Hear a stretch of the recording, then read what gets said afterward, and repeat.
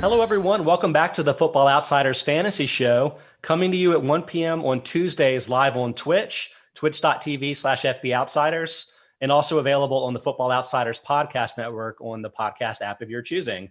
I'm your host, Scott Spratt. The Football Outsiders Almanac just came out. We've got a lot of KUBIAK things to talk about. And so I wanted to bring in a guest today that can help us sort through preseason projection and rankings topics. Got my man, Danny Kelly, coming from The Ringer. Danny, how are you? Possibly nerding out in a basement, but I'm gonna call it a man cave. Hopefully, how's it going, man? Yeah, I know you're referring to my wooden paneled walls here. They're very, very classy. Technically, I'm not in a basement. This is a second floor room. Okay. So I'm gonna just go with that. But it is kind of my man cave, my quote office or whatever. The doing suite well. is what it sounds like. Yeah, yeah. I live in a 100-year-old house, so cool. Actually, same. All I have are white walls to show for it, but it's true. Maybe someday for me. So basically, looking through the projections, I do produce them, but every year I look at them and I find surprises because, I try to let the system be as automated as possible. And so things pop up and I'm like, huh. And so I kind of have a hodgepodge of, topics for people to talk about during their fantasy drafts, just looking at teams who had surprising findings and stuff. And hopefully, Danny, you can help us out with that. Yeah. We got 7 of them. And so, that's a lot to cram in an hour. So I guess we should get started. And I want to start with quarterbacks with a question of, should you draft a top 8 quarterback, or do you think it makes more sense to wait until your last pick in a 10 or 12 team league? Now, Danny, you guys have your ranking set coming out on the Ringer, I think this week, which you can give some more details about. But I don't know if you're quite on the same page, but it seems like we have a deeper tier of top quarterbacks this year than we've had in a lot of years. Yeah. In some order, Patrick Mahomes, Josh Allen, Dak Prescott coming back from injury, Justin Herbert, I think, emerging as a year 2 guy, Kyler Murray, Aaron Rodgers, Lamar Jackson, and Russell Wilson. Seems like a lot of depth. Do you think that those guys are just kind of like clearly ahead of the rest of the pack, or, is there other options there for you? So I'm on board with, I guess, like the old way to do it, and the way that I subscribed to for a long time was like the late round quarterback. Just take a guy late in the draft and you should be fine. You're not losing that much value. And if anything, the opportunity cost of taking a quarterback early was just going to hurt you.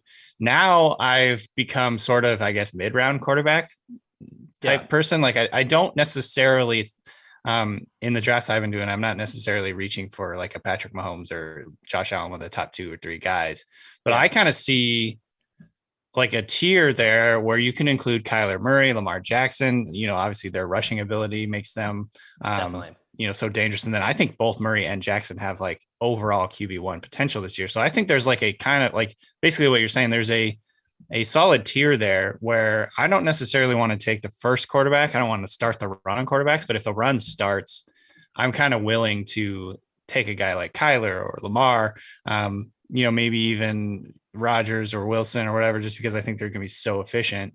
But I'm willing to take them a little earlier than normal. I think it's just because I think the edge these guys give you, especially in 1 quarterback leagues, where, there's just such a clear differentiation between the quote mobile guys and the typical pocket passers, I guess you'd say.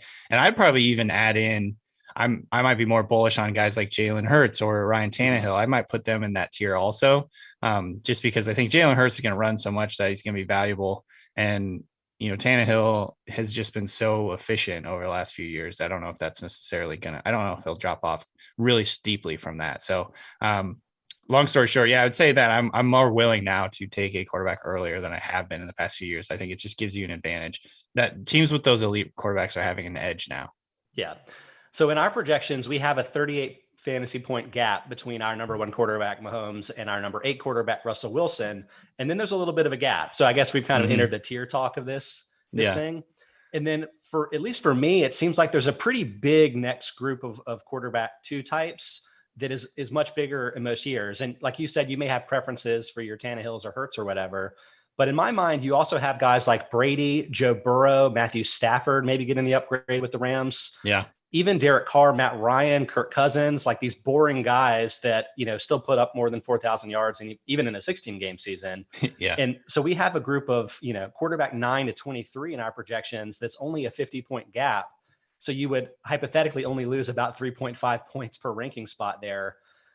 So yeah, I think I get to the point where like if I'm not going to grab one of those top 8 guys, I think I'm going to wait. Yeah. Because even if I do have preferences among the next set, it just seems so easy to pick up a guy off the waiver wire if I make the wrong pick. Right. And that's before you even get into the question of, all of these rookie quarterbacks can run. Not just Fields, but like Lance, Trevor Lawrence ran a lot in college, 8 rushing touchdowns in 10 games last year. Zach Wilson had a bunch of rushing touchdowns last year. So I just feel like by midway through the year, those guys may be viable options too. And it just, in a way that makes the top guys more valuable because they have a bit of a separation that you're not getting otherwise. But it also means that you're really not under pressure to pick the right 10th quarterback in your drafts. You know what I mean? Yeah. Maybe the sharpest move here is to still stick with the late round quarterback. Go with a guy like, maybe go with a high upside guy. Like, I don't know. Honestly, Daniel Jones kind of stands out to me because he was so bad last year. He's completely fallen off in ADP. People are not on him this year as much, I'd say. But he's the type of guy, or maybe like him and Trevor Lawrence, for instance. Those two guys have, good athleticism, good ability to rush. I think the way that they'll scramble, I think adds a little bit of value, but especially for Daniel Jones, like they added weapons around him. It seems like they're very focused on getting that offense to be more efficient this year. They drafted Kadarius Toney, brought in Kenny Golladay. Daniel Jones has not really had a good outside receiver like Golladay on the team, and that could really change things for him. So looking at last year's numbers, it's scary to take Daniel Jones as your first player, but the key here is, grab Justin Fields. Yeah. Grab Justin Fields or grab Trey Lance later in the draft. I don't know how much later they're going these days, but I know that some people are kind of starting to, wise up to this, but grab one of those two guys to like pair with the quarterback who's for sure starting in week 1.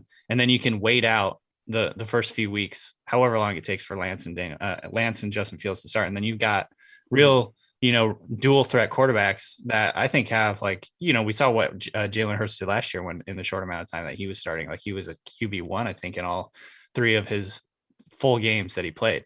So yeah.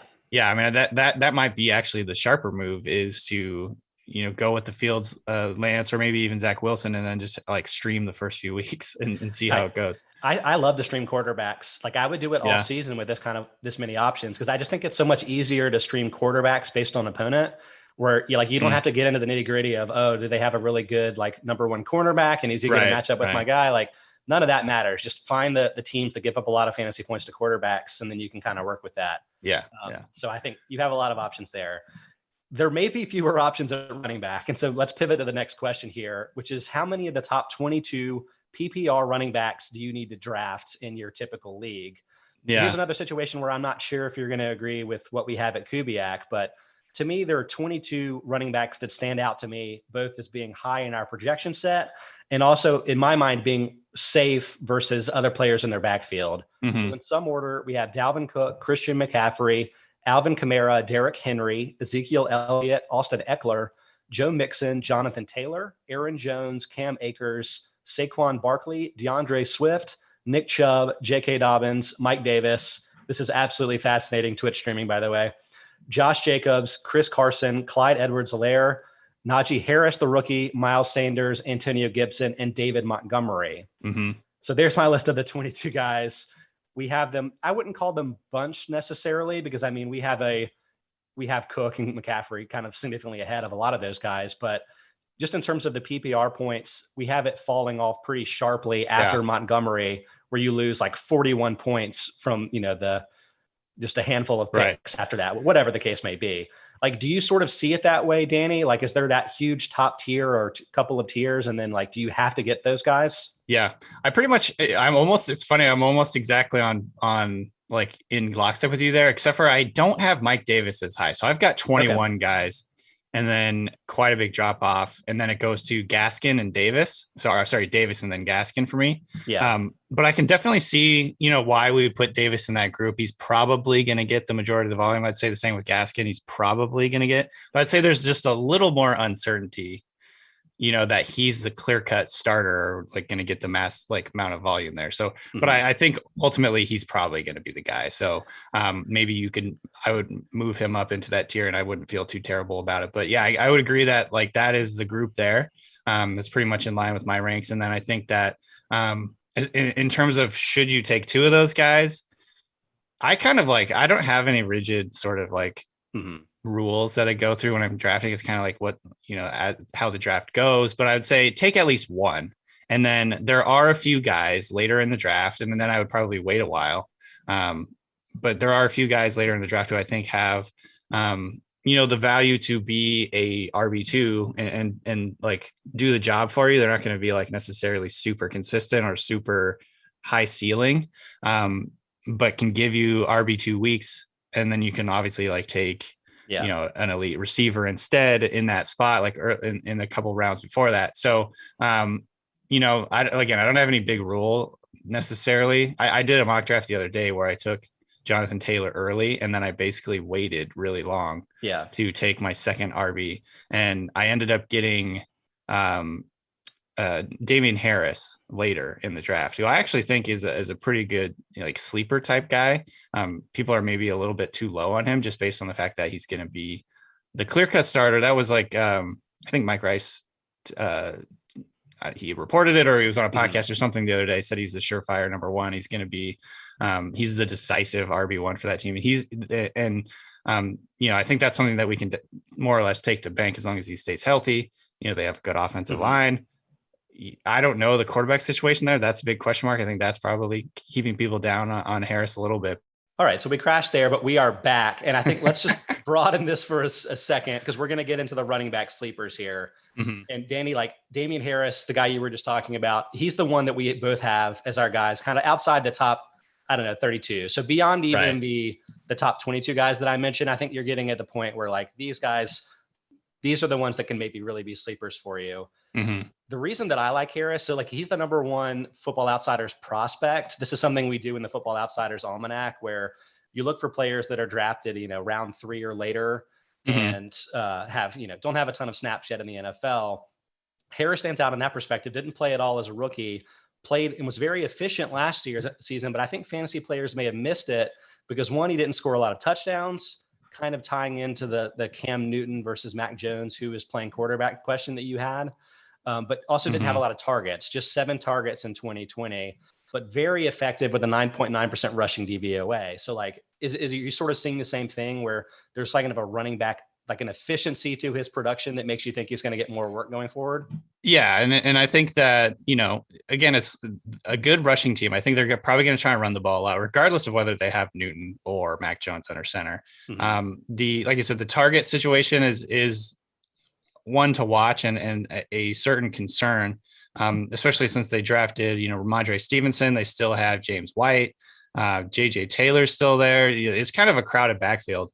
But I think that there's a universe in which he does get more receiving work, and that could definitely boost him as well. But I think at the very least, he's going to be the early down guy, get plenty of carries, likely get, red zone type looks. And, if their offense is better than I think what people are expecting it to be, then I think that's going to only help him. And so basically, I think people are just unsure about the rotation. They're unsure about this offense. They're unsure about the quarterback situation. So that's why he's falling so hard. But he's basically the last guy that is a surefire starter that, is included in this group. So I think that's kind of the reason I looked at him as like a good like RB2 target if you miss out on the like you said, the top 22, top 21 guys that are going in draft. So I think that to me like separates him from the rest of the group. Okay, then from there, I think we both have 2 other possible sleepers that we don't necessarily agree with. There's actually one that I kind of am going head to head against you here, but who is sort of your second of these sleeper types? Yeah, this was funny. So I got Zach Moss as one. And I think I'm not nearly as confident about this one. It's just kind of like taking a stab at a guy who could have a bigger role than I think people are projecting and have the ability to score more points. Basically, the problem with Buffalo is they're a very, very pass heavy team. And Josh Allen steals the majority of the red zone carries, or not red zone carries, inside the 5-yard line carries. Like he's always been sort of that guy that whether they're running, just like power plays or read options or whatever, he is essentially a goal line back. And that definitely, hurts the bottom line for a guy like Zach Moss. However, if you look at kind of like how they were utilized during the their stretch run of the season, it felt like the Bills were trying to go a little bit more to Zach Moss. He profiles more, I think, as a like grinding type running back. He's bigger. He's more physical. He's very elusive. He even though he didn't really flash much, I'd say as a rookie, his tackles and broken tackles rate and everything were pretty strong. He was very elusive. Obviously you could say the same thing about Devin Singletary, but I think just like the size, the size thing, the size profile, the early down work. And I think especially the goal line work, which is where he was the clear favorite down inside the goal line, or down by the goal line inside the 5-yard line. He was the guy there other than Josh Allen. So I think that was why I was kind of leaning that way.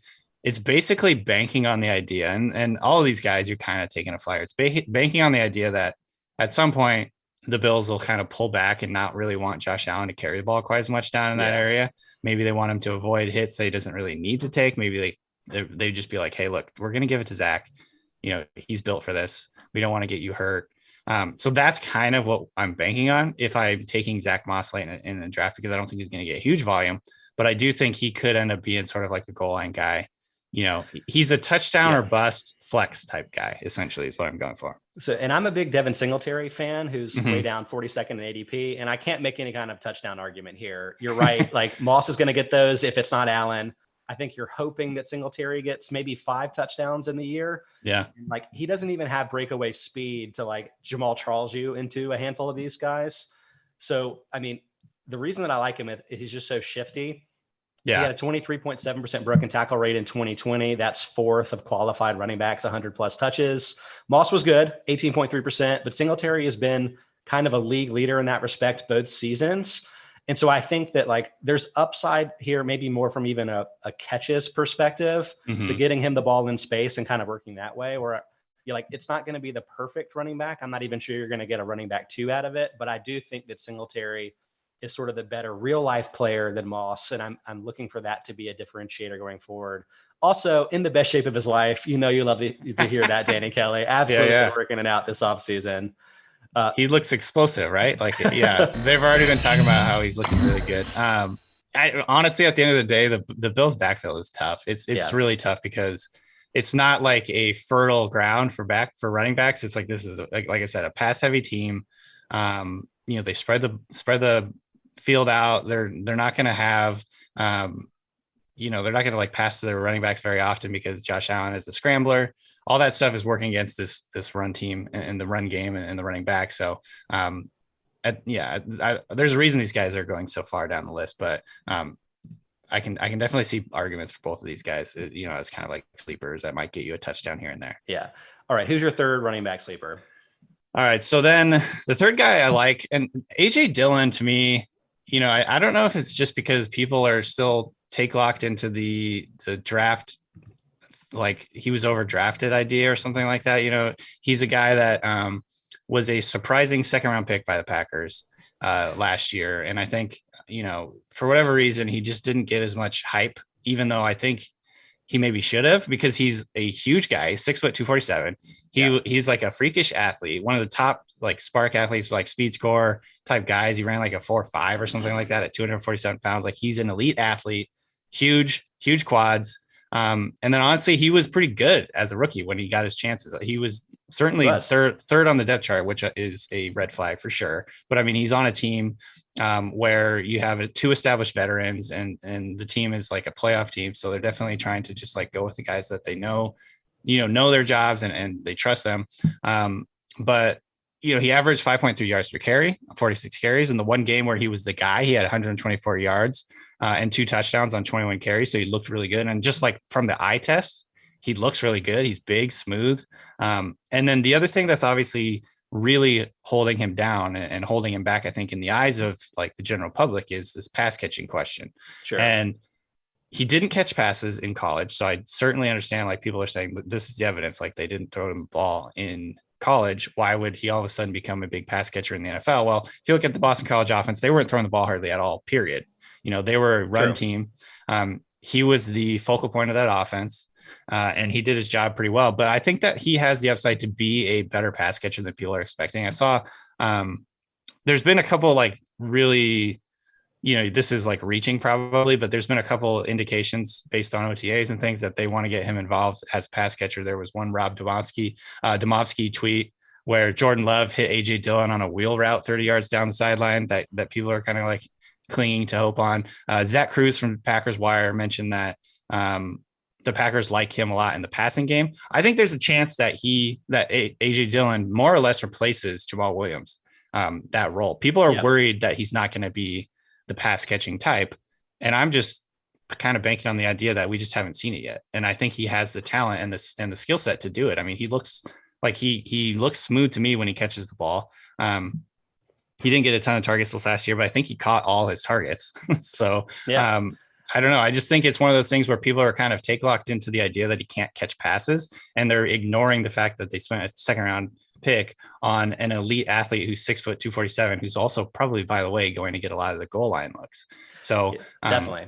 So I think last year he finished second in yards after contact per attempt with like whatever his minimum is. He's basically, he looks a lot like Derrick Henry. And I do think that's probably what Matt LaFleur had in mind when he picked him up.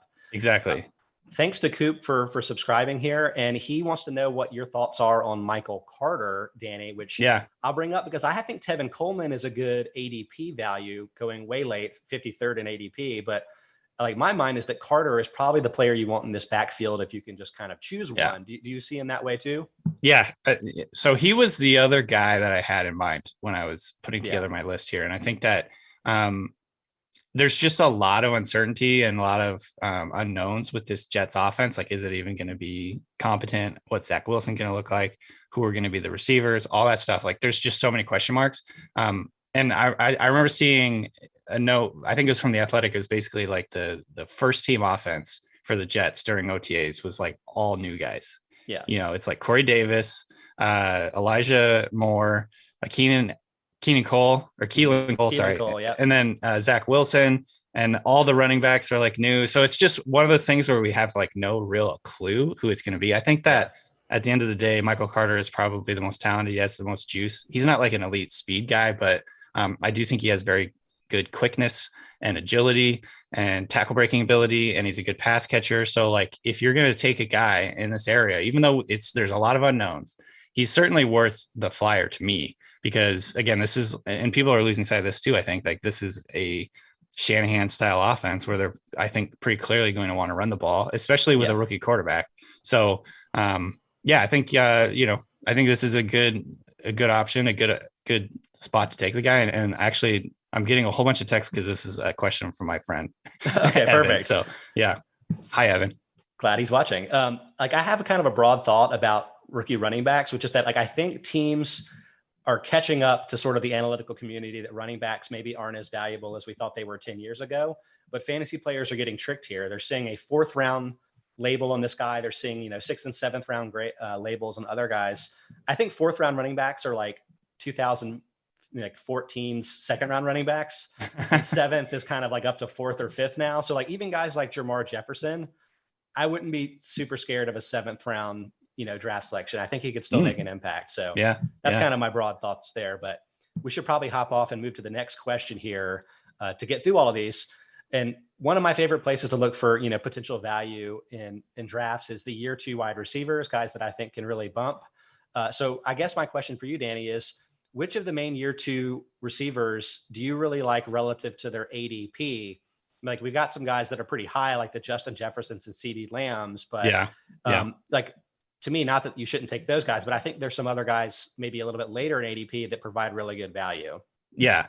So 3 guys I had circled for this like topic were Chase Claypool. Mm-hmm. I'll start with Claypool just because I think that he has a chance to, really be one of the big breakout guys this year, have a big second year jump. Like the second year jump from receivers is a real thing. Yes. There's been studies done on it. It's one of those things where, it can kind of come out of nowhere and surprise some people, but like we saw it from DK Metcalf from year 1 to 2. I mean, obviously he had a good solid rookie year, but then he became a superstar in year 2. I think AJ Brown, kind of the same kind of deal.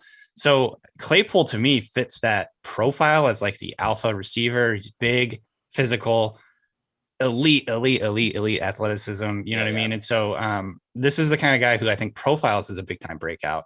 Everything we saw from him as a rookie was like, this guy's really good. But the question is, how do the Steelers see him? How are the Steelers going to rotate at receiver? Yeah. And is Big Ben just completely washed at this point? We'll dig in on that specifically later for sure. Yeah. So I kind of lean like Big Ben's not going to be washed so much to the point that Claypool is going to be irrelevant. Plus, they used him around the goal line. I think he had like several goal line carries, like on sweeps and things like that.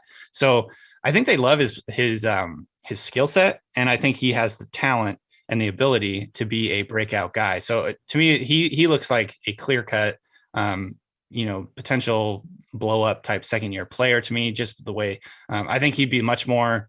Like his ADP would be so much higher if and I'm not the first person to say this, but like if his season had been flip flop where he was like quiet in the first half of the year and then came on strong in the second half of the year, he'd be like, it's like I'm forgetting the Colts running back name for some reason. It's like the most Jonathan Taylor or Jonathan Marlon Taylor. Mack or Jonathan Taylor is just like the most generic name, but Jonathan Taylor like effect essentially where he was quiet in the first half of the year and then he blew up in the second half of the year and all of a sudden he's like the number one overall dynasty pick and kind of deal. I think if Chase Claypool had done his season in reverse instead of basically tapering off at the end of the season because he started super strong, then it'd be like a totally different effect. So anyways, at the end of the day, I just like Claypool's, size, athleticism, skill set, his ability to play inside and outside. I think he has a chance to be a big time breakout, even though there's a lot of guys in that offense and it's just kind of hard to like work that out. Yeah. No, and you're reading my mind. Claypool is my number one value relative to ADP as well. And it's a lot of the same points that you mentioned. One, the Metcalf comparison, I think is really on point. They had extremely similar numbers in their first year. Metcalf, 58 catches, 900 yards, 7 touchdowns. Claypool, 62, 873, and 9. And I think kind of touching on what you were saying about, the first half, second half thing, people may be scared by the fact that Claypool scored most of his touchdowns in like a few handful of games earlier in the year. That doesn't worry me though, because like based on where he was getting his targets, this is kind of a theory of opportunity adjusted touchdowns, Mike Clay's research. Claypool actually had very similar actual touchdown numbers and expected touchdown numbers based on where he was getting the ball. Oh, so in my mind, if there's anybody in that offense that's probably stepping back, it's Juju Smith-Schuster, who had a big surplus of touchdowns over what you would expect based on where his targets were. So if I'm scared of anybody, it's him, although he's a little bit lower in ADP too. So right. Frankly, I'm not scared of a lot of these guys because I'm higher on the Steelers, but we'll get to that in a little bit. Interesting. Okay. First, we should probably pick up with some more of these sleeper year 2 guys. I'll throw out a couple guys casually here, Michael Pittman and Henry Ruggs. I think I like them more because they're later in ADP, 44th and 49th respectively. Yeah. Like our actual rankings for them aren't better than ADP, but I think these are both guys who have higher ceilings because, they had fewer than 50 catches in their first years. So we're expecting them to bump up a little bit higher workload wise in their second year. Yeah. To me, just those lower rookie year numbers, those just don't scare me. I mean, we've seen tons of guys, DeAndre Hopkins being a prime example in my mind, that had huge year 1 to 2 target jumps. So I'm not reading into that. Yeah. Even though there are some guys like Jefferson who are having historically great rookie seasons these days. Right. That's the outlier, not the norm. Agreed. So yeah, I think both of these guys are, I'm talking myself into Ruggs, but first starting out with Pittman. Yeah. I think if anything, it's sort of just like someone has to catch passes in this offense. Like that's, you know what I mean? Like, I think that they're high on him. They picked him in the second round. He showed some flashes certainly in the second half of the season, I think, and especially in his ability to run after the catch. There's been some talk, and I think this is actually very fascinating. I don't know how it's going to all pan out, but the idea that Paris Campbell doesn't really mesh well with the style that Carson Wentz plays with, like the slant and get him on a crosser, like hit him on a crosser or hit him on a slant and let him pick up yards at the catch. Like that's just not been Wentz's game. I was gonna say, is his game to like throw jump balls in the end zone? I was curious what his game was. Yeah, I think like he's more, I think Wentz generally, like very generically, is push the ball downfield, push it into tight coverage. That kind of thing. And I think that definitely fits Michael Pittman's style, his profile more. And so like, if you're picking between who's the breakout going to be, whether it's Michael Pittman or Paris Campbell, it seems like Pittman has the edge. Yeah. And certainly the other thing is like Paris Campbell can't stay healthy. So I do like the Pittman thing. I'm still very intrigued with Campbell, but I just don't know for sure how that's all going to work out. The Henry Ruggs thing I think is very interesting because he was drafted, I guess, ostensibly because he's very fast, right? And like they Yes. wanted that game-changing speed. They want like they're in the same division as the Chiefs, like they've seen what the speed on the Chiefs can do to a defense. But then they took him out of Alabama, where Alabama had used him. I think I saw like 22% of his routes were screens at Alabama, and he was very good yards after the catch guy, creating it on those shorter and intermediate passes and creating after the catch and all that stuff. And then they immediately turn him into like a deep threat only as a rookie. Maybe this is a situation where they just want to let him get his feet wet and kind of learn. I mean, we saw the Seahawks did a similar thing with DK Metcalf, where basically his rookie year he ran like 1 or 2 routes from the left side of the field, and that was it. And so maybe there was just a little bit of that, but Ruggs 10.2% target rate, which was really, really bad. I mean, like there was 14 rookie receivers that I counted that had a higher target rate than him. He's the first running back or first receiver taken. He was like a top 11 pick, or what was he, the 11th pick? And so like, to me, that is just outrageous. And I think that, and I saw actually Vic Tafur from The Athletic is saying it's like Gruden hears the criticism. He knows people are talking about how they blew this pick, or they blew it. And so I think he's going to want to make a point this year to make Ruggs a focal point of the offense. I think maybe this is reaching, and maybe we're relying too much on John Gruden, who has been famously sort of capricious and fickle about who he like incorporates in his offense. But I think at the end of the day, Ruggs' target, I think it's safe to say Ruggs' target rate is going to explode this year. What he does with it is another question, but I think basically what I'm buying is the idea that he's going to be much more heavily involved in this offense, just because if anything, to save face. So we'll see. I think he's good. I honestly don't think he's like a bad player. I just think they used it very incorrectly last year. I think they need to get him involved in screens, stuff around the line of scrimmage where he can run after the catch, like use his speed more than just like a deep stretch type guy.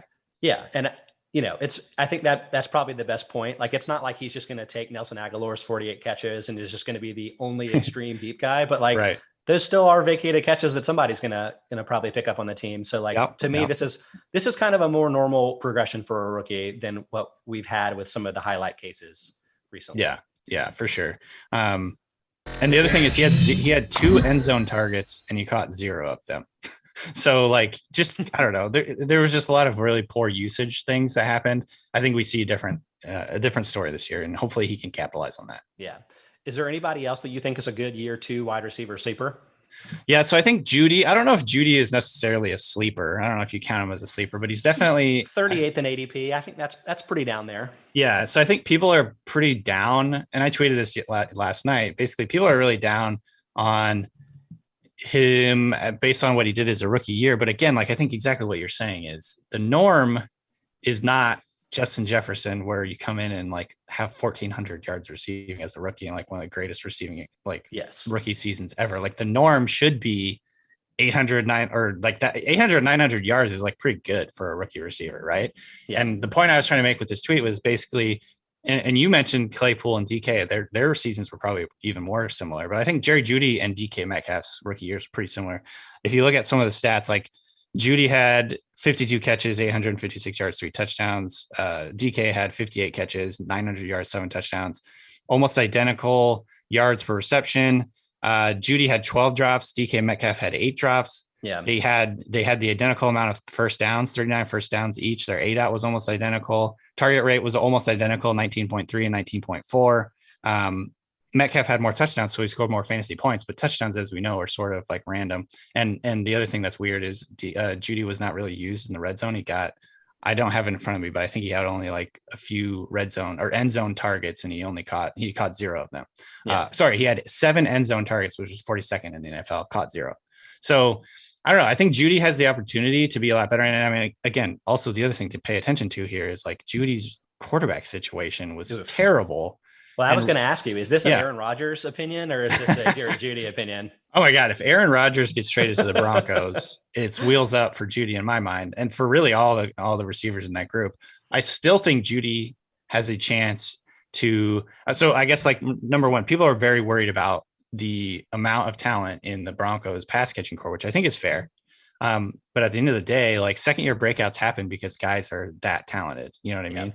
Absolutely. I think Judy has the talent and the route running ability, and he showed it. Honestly, he was getting open all the time. But he has the talent to basically emerge as the guy in this offense. We'll see if that happens. I think Cortland Sutton's very good also. Yeah.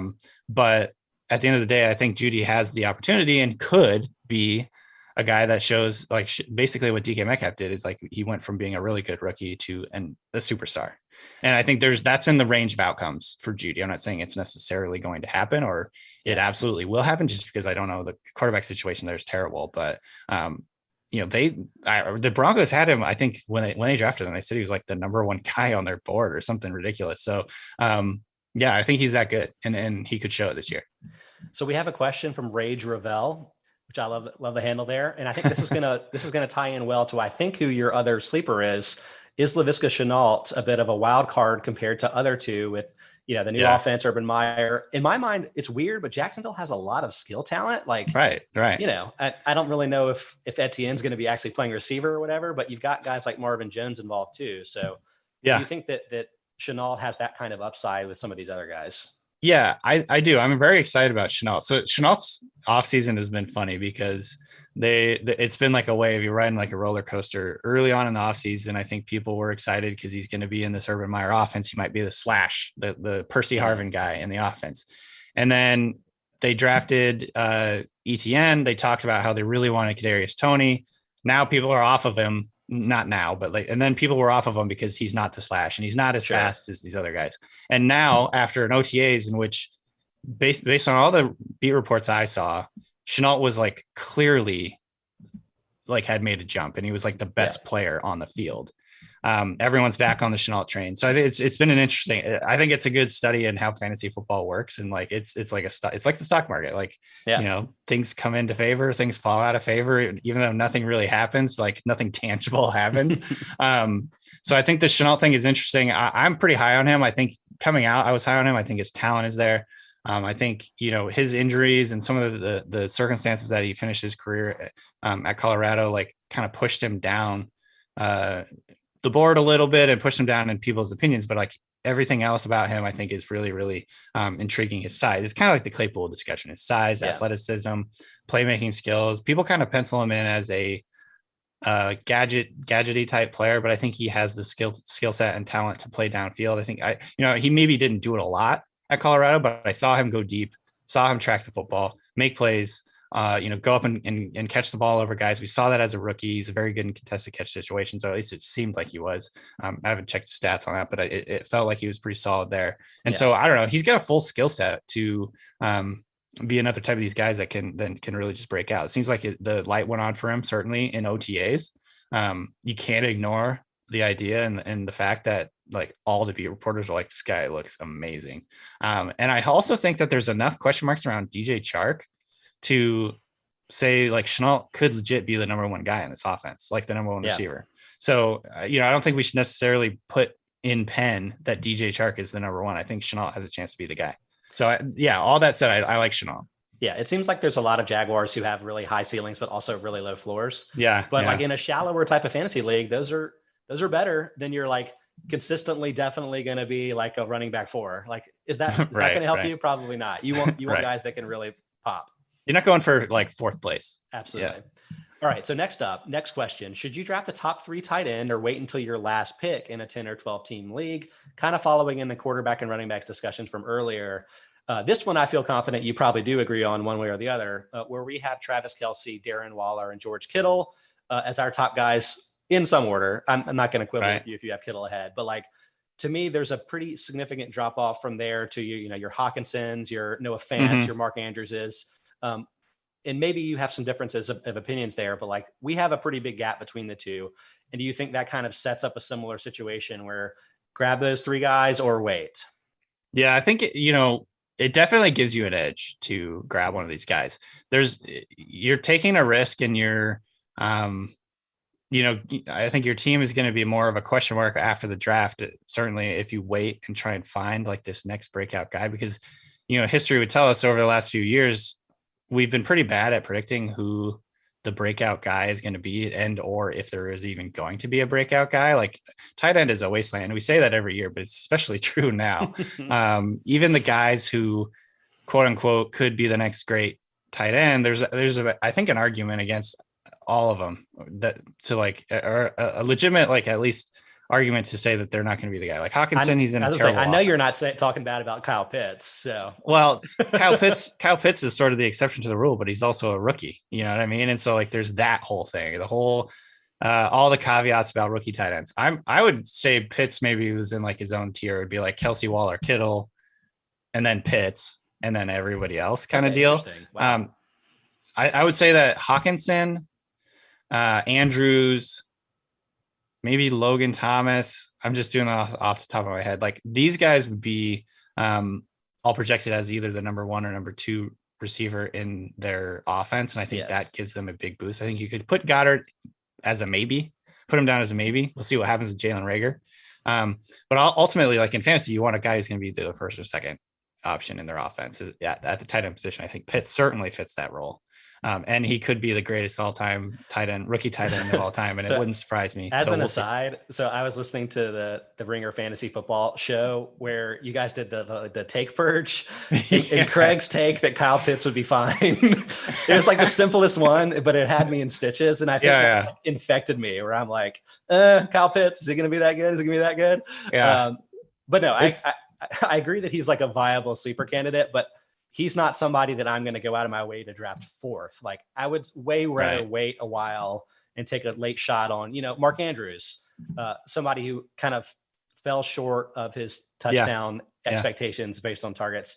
I don't know, maybe Robert Tonyan is a name. You're kind of relying on Aaron Rodgers coming back to Green Bay, but another guy that he overachieved on his, touchdown expectations too, but everybody in that offense did. So I think that's just kind of what happens when you have somebody as good as Rodgers back there. But is there anybody even lower maybe on your list here? Are you like a particularly like an Irv Smith guy or any of the New England guys maybe, or any of that? I think that it's worth taking a flyer on both of the New England guys. I think that I'm just going down the list here. Like, it's so easy to talk yourself in or out of these guys. Like Tyler Higbee, like he's shown that he can be an elite pass catching type guy in like 4 straight 100-yard games, but then that's like very much not like the norm.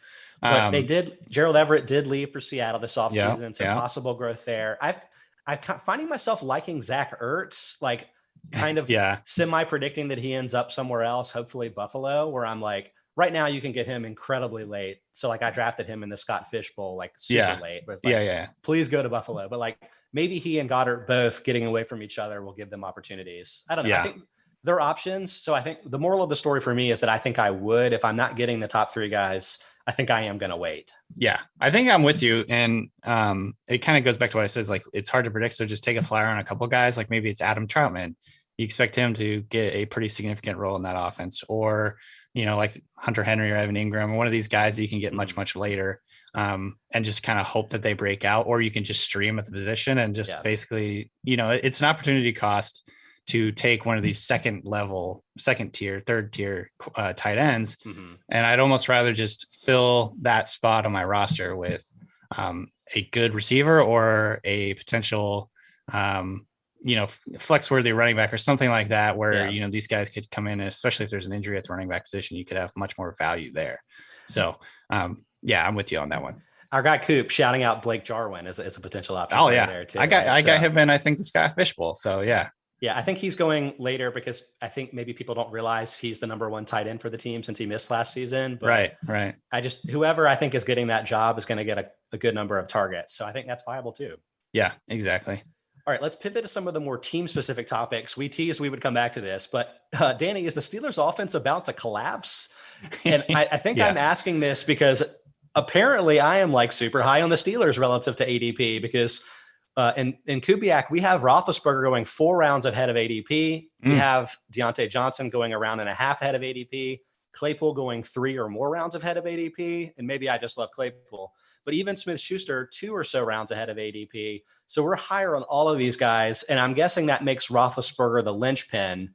Right. I'll just update you that like last year, he threw for 3,800 yards, 33 touchdowns. We're projecting 4,300. Again, this is an extra game, but we also account for a chance of injuries, and 31 touchdowns. So maybe like a mild step down in touchdown rate. We actually have his completion percentage dropping a bit too, but whatever, not important. The point being, we're not projecting a giant fall off a cliff here. But what do you think, Danny? You think that like maybe the end of the season for the Steelers was kind of a window into what's going to happen? Gosh, I don't know. This is a tough one because on one hand, I don't really think that Ben is washed. Yeah. I don't think, I think he'll come back, and he's even said it, like he's coming back. He's now a year further removed from the elbow injury, the reconstruction. I think maybe there's a chance his arm will be a little bit more solid this year. Not to be the best shape of your life type guy or whatever, but like it sounds like he's trying to lose weight and get in shape and blah, blah, blah. Like that's not the norm for Big Ben. Like he's what kind of famously just like doesn't do shit during the off season and then comes in and plays. I actually respect that. It's like the Shaquille O'Neal. Like that's the best way to have a great, enjoyable football career. Right. Keep it balanced, work-life balance. So I'm high on all the Steelers receivers. So I guess it's like, there's some sort of disconnect there because if you're really high on all the receivers, and I think I am, I'm optimistic about all three of those guys. Why aren't you optimistic about the quarterback? Because he's the one throwing the football to these guys. Obviously, there's going to be volume. Like the volume thing is a big part of it. I guess the question is like, number one, are they going to have as much volume this year as they did last year? Because they passed, I think, was it the most passes in the NFL or they did highest pass rate? Yeah, it's basically about the offensive line, something that right. King, something the great on the chat mentioned, and he's absolutely right. And to me, that's why I may be a little bit pessimistic about Najee Harris, even though he may be a good fit with the after contact skills. But I'm not pessimistic about the Steelers. And again, I kind of tying back to your earlier point about the like second half of the season being so much worse. I mean, it definitely was. The team scored 24 more points every week between weeks 1 and 11. I think they won all of those games. Then they scored less than 24 points in 5 of their final 7 games, including the playoff loss. But like a lot of Football Outsiders research kind of points to the fact that the full season statistics are better predictors than any half split, even if it like visually to your eyes makes sense. And it's because of things like this. The Steelers had a very imbalanced schedule last year. So in the second half of the year, they had to face the Ravens, their 10th in pass defense DVOA. Yeah. Washington, 2nd in pass defense DVOA. Buffalo, 12th. They faced Cincinnati, who was 27th. So that's kind of a weird outlier. And he had 3 turnovers in that game, but like some weird stuff. There was a wide receiver fumble. There was a fumbled exchange, kind of honestly what happened in the second Cleveland game in the playoffs. But then you have the Colts, 8th in pass defense DVOA. I think it was just kind of a quirky deal where the Steelers had an imbalanced schedule that made the team look better than it was in the first half, worse than it was in the second half. To me, on balance, I'm not really worried about it. I think the team's going to be fine. I think there's too much talent for Roethlisberger not to have a good year. Yeah. That last line is kind of exactly where I land too. Like there's just too much talent in this offense for it to be bad. And I think it's very interesting what you're saying, just from a big picture point of view, like that full season stats are more predictive and stickier than half season or like splits or whatever. And I think that, obviously the NFL is a small sample league in general. There's only 16 games now. There's 17 games, but there's only 16 games in history, historically or whatever. And so many different things can happen. Like you could have the same conversation really about like the Seahawks last year too. Like their first half splits versus second half splits, their offense fell apart in the second half. And a lot of people can attribute that to Pete Carroll pulling back and taking away the let Russ cook thing and all that stuff, which I think is partly true. But it's also true that they played, I think, four out of their final 7 games were against top 10 defenses. Probably the Rams twice too, right? Yeah. They had to, that's no fun. They had to face Aaron Donald, like, that he's going to cause problems.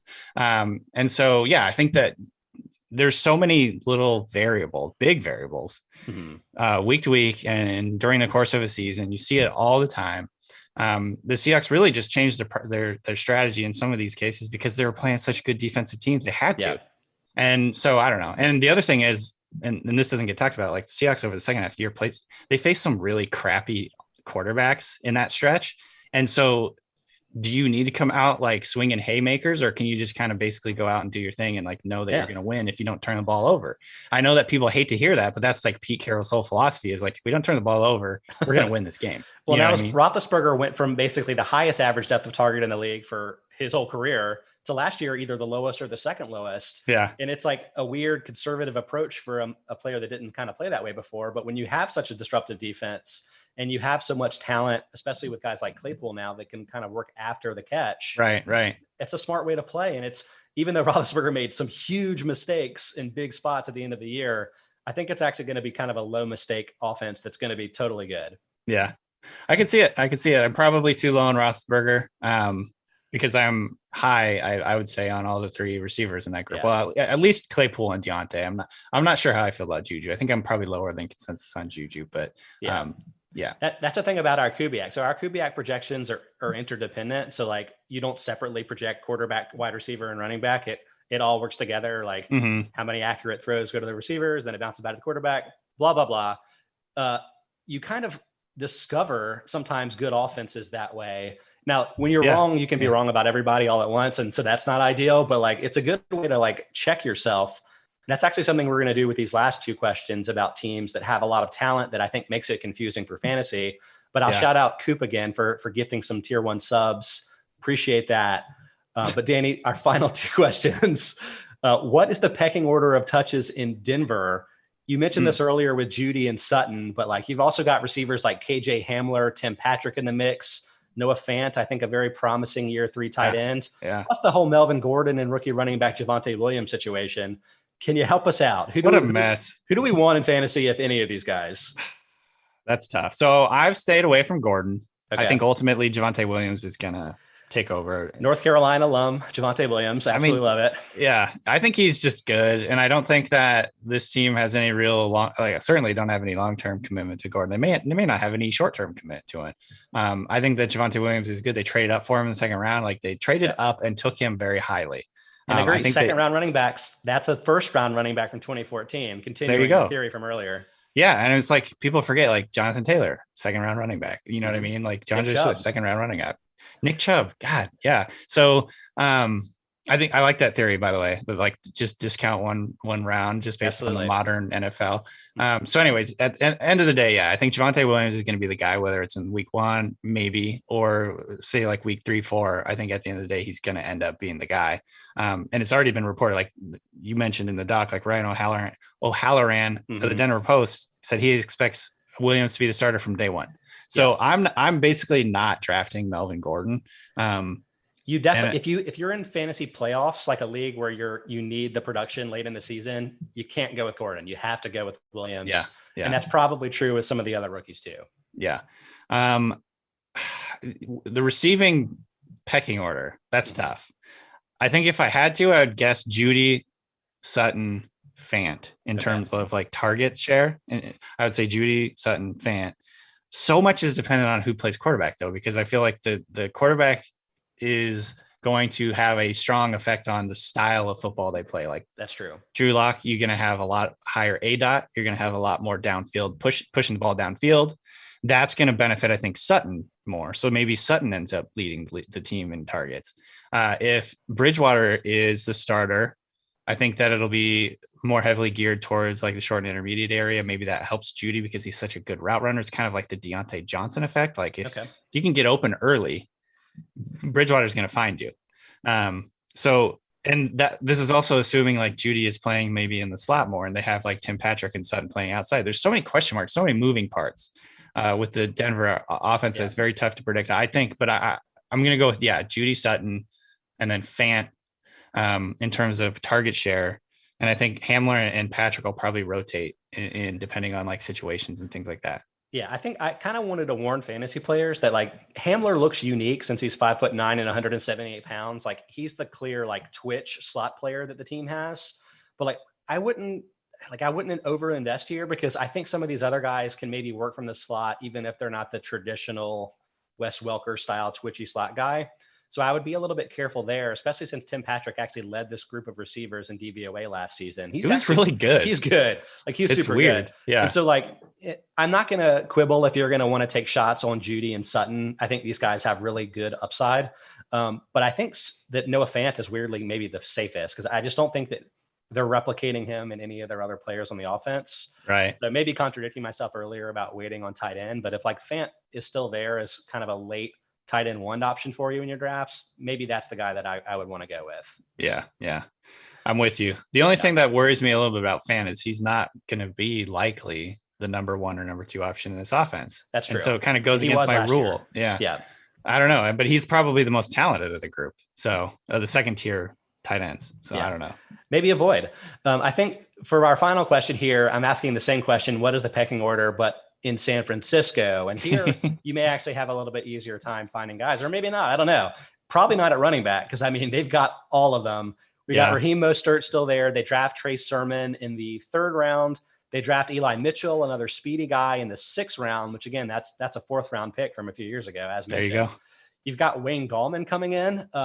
I've seen news articles that he's the number 2 running back right now, and then I've seen that he's like going to be cut in 3 weeks. I don't know. I think Jeff Wilson is probably out of the mix since he got hurt. He tore a meniscus, but maybe not. Then you've got all the receiving options. You've got, Brandon Ayuk, Deebo Samuel. I have no idea who the number 1 is between those two, plus George Kittle, obviously.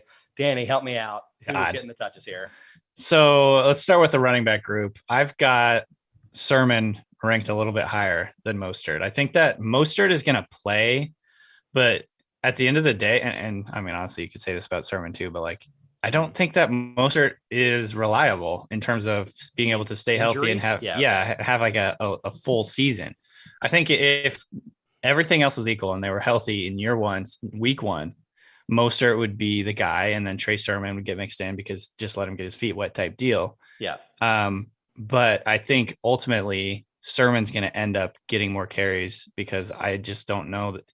And I know, and I'm actually like I'm on board with like injury prone is not a thing necessarily, but I just think Mostert hasn't really shown us the ability to consistently stay healthy and have, a heavy workload. He's already missed time in OTAs. That's just another thing that worries me in the back of my mind. But at the same time, like honestly, he's had some injuries too in his college career. So I don't know. I'm taking Sermon just because of upside mostly.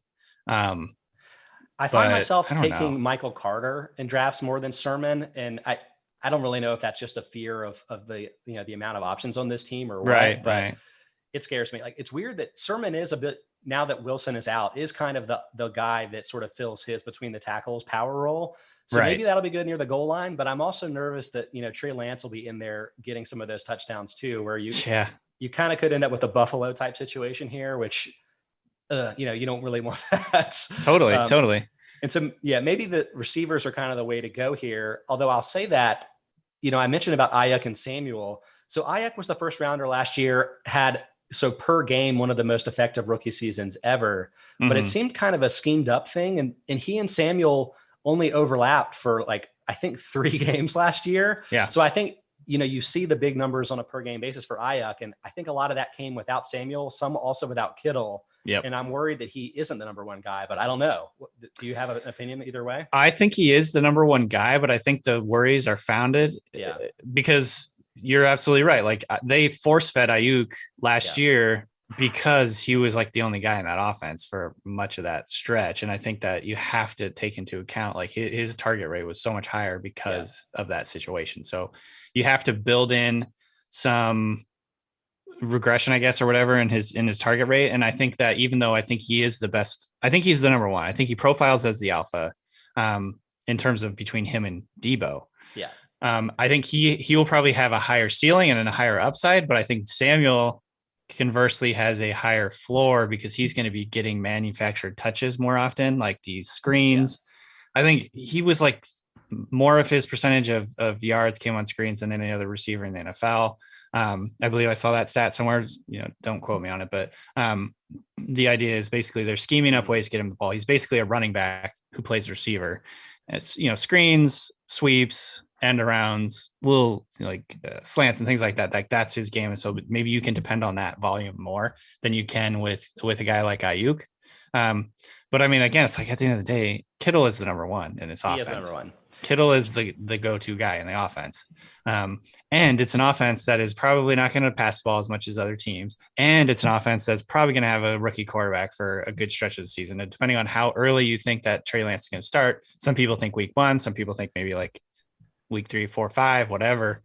There's just so many things working against this 49ers passing game this year. I think Trey Lance is going to be great.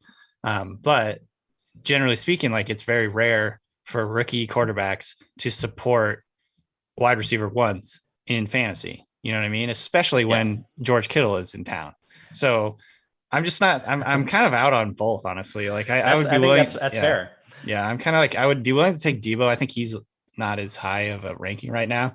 I'd be willing to take Debo as like a flex, but I would not be, I guess, relying heavily on these guys this year just because of those scenarios. I love them. I think they're talented, but the situation makes me worried. Can I ask you a trivia question? I've been asking a few guys this. Sure. How many touchdowns has George Kittle scored in the last 3 years? That's 38 total games. Let's see here, like 9. Oh, okay. Shit. Everybody's going way high. It's 12. 12. I thought you were going to be like, I don't know, 25. He's probably scored about 25, but they've all been called back. Yeah. I think there have been 4 in the last 2 years that have been called back on dumb penalties. Yeah. The point that I'm underscoring there, though, is that Kittle is actually almost a better real life player than fantasy player. Hard to believe because he's one of the best tight ends, but he actually isn't a huge red zone target for the team just based on, the way they use their players. That his actual touchdown total, apart from the weird overturned one by penalties, it's not very different from the expected touchdown total over that same period of time. So interesting. That's why we have Darren Waller higher, actually has more touchdowns the last 2 years than Kittle does. But I think Kittle isn't even though he may be as good as Gronk was from a real world perspective, he's not Gronk, the fantasy player. Just keep that in mind, everybody. Yeah, I'm with you. I have Waller higher, and I do worry a little bit about Kittle. His like you mentioned, his target. I think he had a lower target rate. He's blocking more. Yeah. He's in a lower passing volume offense. And again, he's going to probably be with a rookie quarterback for a big chunk of the year, who's probably going to run the ball a lot. So these are just variables that make me worried. I think he's an elite receiver, a elite player. But from fantasy point of view, it's tough. Yeah. Okay. I think that's going to wrap it up for the Football Outsiders Fantasy Show this Tuesday. Danny, thanks so much for joining. Thank you. So the Ringer has their big thing coming out this week. Can you give us some details about that? Yeah. So we got our fantasy draft guide, Ringer Fantasy Draft Guide coming out this week. It's going to have top 200 players. It's going to have little blurbs on all 200 players. Very cool functionality. If you guys have seen my NFL draft guide, it's kind of the same. It's in basically the same format. Yeah, I love it. It's so easy and really cool aesthetically. It's incredible. I can't take credit for it. I don't design it, but it is really cool. And so, and it gives you all these options. Like while you're drafting, you can check off players that have been taken, all that stuff, like a draft tracker. We'll have, rankings for PPR, half PPR, and standard. So please go check that out.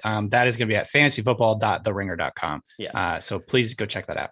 That's a must. So everybody listen to Danny on the Ringer Fantasy Football Show. Plus, if you want to look at all the Football Outsiders content, you've got footballoutsiders.com. You've got the Football Outsiders Almanac previewing everything for the 2021 season, including our KUBIAK projections. And those KUBIAK projections are also up on the site, and I'm constantly updating them because I have no life. So check that out as well. Awesome. Thanks so much for watching or listening, depending on how you did it. We'll be back. We're taking next week off, but then every Tuesday, the rest of the season, off season, we'll be doing a fantasy episode. Catch us on Twitch, catch us on the Football Outsiders Podcast Network. And Danny, thanks again so much. We appreciate it. Absolutely. Thank you, guys. Yep. Thanks so much, everybody.